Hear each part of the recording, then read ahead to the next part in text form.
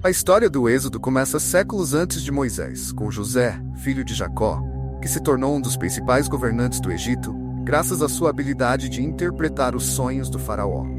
Ele previu 7 anos de fartura seguidos por 7 anos de fome, permitindo que o Egito se preparasse para a escassez. Graças a ele, sua família foi convidada a viver no Egito, onde se estabeleceram e prosperaram na região de Gósen. Porém, os tempos mudaram. O novo faraó, que não conhecia José nem suas contribuições, subiu ao trono. Vendo o crescimento dos hebreus como uma ameaça, decidiu escravizá-los, impondo-lhes trabalhos forçados na construção de cidades como Pitom e Ramessés. A opressão se intensificou. Mas quanto mais os egípcios os subjugavam, mais os hebreus se multiplicavam, em cumprimento à promessa divina de que seriam uma grande nação. Para controlar o crescimento dos hebreus, o faraó ordenou que todos os bebês do sexo masculino fossem jogados no rio Nilo. Nesse contexto de desespero nasceu Moisés. Seus pais, Amram e Joquebede, eram da tribo de Levi e viram nele algo especial, algo que os levou a escondê-lo por 3 meses. Quando não puderam mais ocultá-lo, fizeram um pequeno cesto impermeável e colocaram-no nas águas do Nilo, confiando na proteção divina. O cesto flutuou até ser descoberto pela filha do faraó, e ao ver o bebê, sentiu compaixão. Ela decidiu adotá-lo e deu-lhe o nome de Moisés, que significa tirado das águas. Com a ajuda de Miriam, irmã de Moisés, Joquebede foi chamada para amamentar seu próprio filho, criando-o até que ele fosse devolvido à princesa, para ser criado como príncipe do Egito. Moisés cresceu no palácio, educado nas artes, na ciência e na cultura egípcia. Ele viveu cercado de luxo, mas nunca esqueceu suas origens. Sabia que, apesar de viver como egípcio, era hebreu de sangue. Essa dualidade de identidade moldou seu caráter e plantou a semente do conflito que ele enfrentaria mais tarde. Um dia, Moisés saiu para ver o trabalho de seus compatriotas. Ele testemunhou um egípcio espancando um hebreu. Tomado de ira e um senso de justiça, Moisés matou o egípcio e escondeu o corpo na areia. No dia seguinte, ao tentar intervir em uma briga entre 2 hebreus, foi confrontado por um deles. Quem te fez príncipe e juiz sobre nós? Pensa matar-me como mataste o egípcio? As palavras se espalharam rapidamente e Moisés percebeu que seu ato não passara despercebido. Temendo pela própria vida, fugiu para a terra de Midian. Em Midian, Moisés encontrou refúgio entre os midianitas, um povo descendente de Abraão. Ajudou as filhas de Jetro, sacerdote de Midian, a obter água para seu rebanho. Em gratidão, Jetro o acolheu em sua casa, e Moisés casou-se com Zípora, uma das filhas de Jetro. Tornou-se pastor do rebanho de seu sogro, vivendo uma vida tranquila e longe dos conflitos do Egito. Mas Deus tinha planos maiores para Moisés. Enquanto cuidava das ovelhas no Monte Horebe, ele viu uma sarça ardente que não se consumia. Curioso, aproximou-se e ouviu a voz de Deus chamando pelo nome.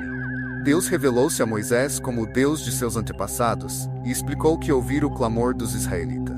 Ele ordenou a Moisés que voltasse ao Egito para libertar seu povo da escravidão. Moisés hesitou. Quem sou eu para ir ao faraó? Ele questionou, sentindo-se inadequado para tal missão. Deus assegurou-lhe, eu estarei contigo. Mas Moisés ainda estava cheio de dúvidas. Se não acreditarem em mim, perguntou.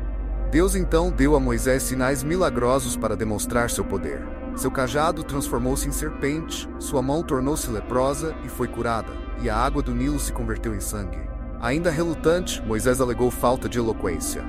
Deus, com paciência infinita, prometeu que Arão, seu irmão, falaria por ele.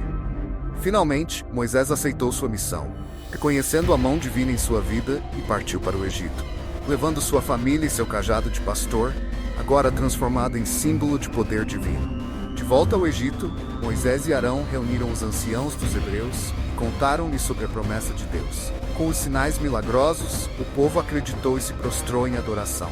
Em seguida, Moisés e Arão foram ao faraó com uma mensagem clara. Assim diz o Senhor, Deus de Israel, deixa ir o meu povo para que me celebre uma festa no deserto. O faraó, no entanto, endureceu o coração.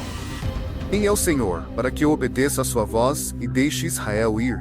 Ele respondeu, recusando-se a libertar os hebreus e aumentando a carga de trabalho, exigindo que eles coletassem sua própria palha para fazer tijolos. O povo, exasperado, reclamou a Moisés, e este clamou a Deus. Em resposta, Deus reafirmou sua promessa de libertação, garantindo que o faraó veria seu poder. Deus enviou uma série de 10 pragas devastadoras sobre o Egito, cada uma visando os deuses egípcios e demonstrando a supremacia do Deus de Israel. Águas em sangue. As águas do Nilo, fonte de vida do Egito, transformaram-se em sangue, matando peixes e tornando impossível beber. Invasão de rãs. Rãs surgiram em abundância, cobrindo o país e invadindo casas, trazendo caos e desconforto. Piolhos. O pó da terra transformou-se em piolhos, infestando homens e animais. Insetos. Enxames de insetos encheram o Egito, exceto a terra de Gósen, onde viviam os hebreus. Peste nos animais. Uma doença mortal atingiu o gado egípcio, enquanto os rebanhos dos hebreus permaneceram ilesos. Úlceras. Feridas dolorosas apareceram nos egípcios e nos animais. Chuva de granizo. Tempestades violentas, acompanhadas de granizo e fogo, destruíram plantações e propriedades. Gafanhotos. Nuvens de gafanhotos devoraram o que restava das colheitas, deixando o Egito em ruínas. Trevas. 3 dias de escuridão total cobriram o país, exceto a região habitada pelos hebreus. Morte dos primogênitos. A última e mais devastadora praga resultou na morte de todos os primogênitos do Egito, desde o filho do faraó até o mais humilde servo. Somente as casas dos hebreus, marcadas com sangue de um cordeiro sacrificado, foram poupadas. Antes da 10ª praga, Deus instruiu Moisés a instituir a Páscoa. Cada família hebreia deveria sacrificar um cordeiro sem defeito e marcar suas portas com o sangue do animal. Naquela noite, o anjo da morte passaria pelo Egito, poupando apenas as casas protegidas pelo sangue. Com um coração partido pela perda de seu próprio filho, Faraó finalmente cedeu. Durante a noite, convocou Moisés e Arão e ordenou que os israelitas saíssem imediatamente. Após 430 anos no Egito, os filhos de Israel partiram em direção à terra prometida, levando consigo seus rebanhos e pertences, e sendo acompanhados por uma multidão de pessoas de outras nações que acreditaram em Deus. A alegria da libertação logo se transformou em medo quando o faraó mudou de ideia, enviando seu exército em perseguição aos hebreus. Encurralados entre o Mar Vermelho e os soldados egípcios, os israelitas clamaram a Moisés, temendo o pior. Moisés, porém, confiante em Deus, respondeu: Não temais, estai quietos e vede o livramento do Senhor. Ele ergueu seu cajado sobre o mar, e Deus enviou um vento forte que dividiu as águas, criando um caminho seco para a travessia. Os israelitas cruzaram em segurança, mas quando os egípcios tentaram segui-los, Deus fez as rodas de seus carros atolarem. Ao amanhecer, Moisés estendeu a mão novamente, e as águas retornaram, submergindo o exército egípcio e garantindo a vitória divina. Os hebreus celebraram sua libertação com cânticos de louvor, liderados por Miriam e Moisés.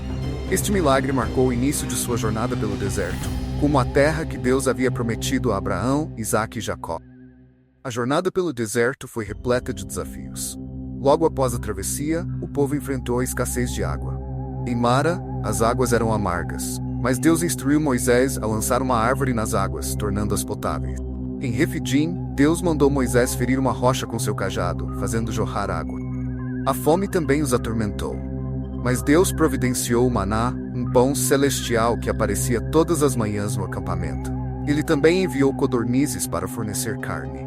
Deus ensinou ao povo a importância do descanso, ordenando que recolhessem o maná por 6 dias e descansassem no 7º, guardando o sábado. Quando os amalequitas atacaram, Moisés ordenou a Josué que liderasse o exército na batalha. Enquanto Moisés mantinha as mãos erguidas com o cajado de Deus, os israelitas prevaleciam. Arão e Hur apoiaram seus braços e os amalequitas foram derrotados, mostrando mais uma vez a fidelidade de Deus. 3 meses após a saída do Egito, os israelitas chegaram ao deserto do Sinai. No sopé do Monte Sinai, Deus fez uma aliança com seu povo, chamando-os a serem uma nação santa. Moisés subiu a montanha e recebeu as tábuas da lei, contendo os 10 mandamentos, que se tornaram a base moral e espiritual da nação. Durante 40 dias, Moisés permaneceu no monte, enquanto Deus revelava as leis que guiariam Israel. No entanto, o povo impaciente construiu um bezerro de ouro para adorar, violando a aliança recém-estabelecida. Ao descer e ver a idolatria, Moisés quebrou as tábuas em fúria. Após interceder pelo povo, Moisés subiu novamente ao monte, onde Deus lhe deu uma nova cópia das tábuas da lei. Deus revelou sua natureza compassiva, misericordiosa e justa, renovando a aliança com Israel. Sob a direção de Deus, os israelitas construíram o tabernáculo, um santuário móvel que simbolizava a presença divina entre eles. tabernáculo era composto por diversas partes, incluindo o Santo dos Santos, onde ficava a Arca da Aliança, contendo as tábuas da lei. Este espaço sagrado era o ponto central de adoração e sacrifício, e somente o sumo sacerdote podia entrar no Santo dos Santos, uma vez por ano, no dia da expiação. O tabernáculo era um lembrete constante da santidade de Deus e da necessidade de purificação e arrependimento. Os sacerdotes da tribo de Levi eram responsáveis pelos rituais e cerimônias, mediando entre Deus e o povo. A caminho da terra prometida, os israelitas enfrentaram muitas provações. Em Cades Barneia, quando se aproximaram da fronteira de Canaã, Moisés enviou 12 espiões para explorar a terra. 10 deles trouxeram um relatório desanimador, enfatizando os desafios e perigos, enquanto apenas Josué e Caleb incentivaram a confiança em Deus. A falta de fé do povo resultou em 40 anos de peregrinação no deserto, durante os quais toda a geração adulta que havia saído do Egito morreu, exceto Josué e Caleb. Deus, porém, continuou a guiar e prover para eles, garantindo que suas roupas não se desgastassem, que tivessem alimento e água. Ao final dos 40 anos, a nova geração estava pronta para entrar na terra prometida. Moisés, já idoso, conduziu o povo às margens do rio Jordão. Deus mostrou-lhe a terra de Canaã, mas devido a um ato de desobediência anterior, Moisés não poderia entrar nela. Antes de sua morte, Moisés deu instruções e bênçãos ao povo, exortando-os a permanecer fiéis a Deus. Ele passou o manto de liderança a Josué, garantindo que a jornada continuaria sob a direção divina. Moisés morreu em Moabe, e Deus o sepultou em um vale, em um local desconhecido até hoje. Seu legado, porém, viveu através das gerações, como um libertador que, guiado por Deus, tirou seu povo da escravidão e os conduziu à liberdade. A história de Moisés e o êxodo do Egito é uma narrativa poderosa de libertação, fé e obediência. Ela destaca a soberania de Deus sobre as nações, seu amor infalível por seu povo e o cumprimento de suas promessas. Esta história tem perdurado ao longo dos séculos como um símbolo de esperança e resistência, inspirando pessoas de diferentes culturas e contextos a lutar por liberdade e justiça. A jornada de Moisés nos desafia a confiar em Deus, mesmo nos momentos de incerteza, e a reconhecer que, através da fé e perseverança, podemos superar os obstáculos em nosso caminho. E assim concluímos a incrível jornada de Moisés, um líder extraordinário que, guiado por Deus, libertou seu povo da escravidão e os conduziu rumo à terra prometida. Tua história de fé, coragem e perseverança continua a inspirar gerações ao redor do mundo. Se você gostou deste vídeo, não esqueça de deixar seu like, se inscrever no nosso canal e ativar as notificações para não perder nenhum conteúdo novo. Obrigado por nos acompanhar e até a próxima para mais histórias fascinantes.